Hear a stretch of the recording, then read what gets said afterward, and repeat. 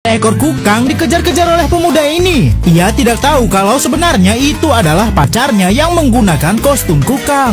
Ia mengira itu adalah hewan asli yang kabur di kebun binatang ini. Teman-teman wanita di dalam kostum kukang itu pun datang dan menyerang pemuda ini. Gorila ini sangat semangat sekali memukul pemuda ini sebab ia ada masalah pribadi. Tampak singa pun juga sudah siap membantu. Pemuda ini sangat bingung kenapa ada hewan bisa berlari seperti manusia. Setelah semua keributan ini, pemuda ini pun diobati oleh dokter kebun binatang ini. Namun kini pemuda ini mengetahui kalau semua petugas di kebun binatang ini menyamar menjadi hewan.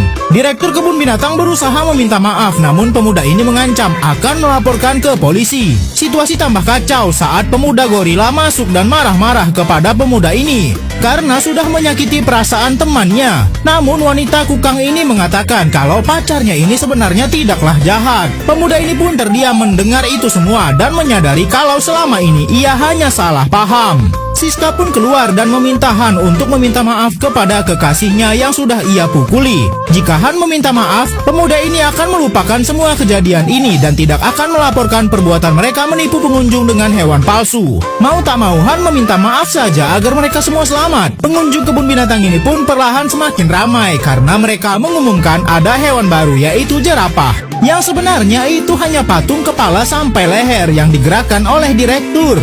Sedangkan beruang kutub ini tampak tidak bisa bergerak lagi. Setelah diperiksa, Tuan Kim mengalami kelelahan dan belum bisa melanjutkan lagi penyamarannya. Sehingga mau tak mau direktur inilah yang menggantikannya sementara. Direktur keluar dari dalam sana dengan sangat meyakinkan. Namun ia malah dilempar-lempar oleh pengunjung di sana. Baru 5 menit ia menggunakan kostum itu, tampak direktur sudah tak tahan lagi dan merasa sangat kepanasan.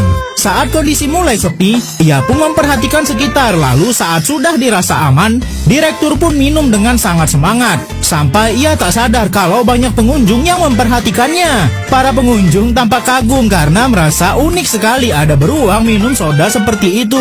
Namun ternyata di tengah kerumunan itu ada perwakilan perusahaan utama datang melihat-lihat. Direktur malah memberikan salam seperti manusia. Ia lupa kalau dia sedang menggunakan kostum beruang. Untung saja tidak ketahuan. Direktur pun langsung menemui perwakilan perusahaan dan berlagak seolah semua biasa saja. Apa yang selanjutnya akan terjadi? Lanjut next part.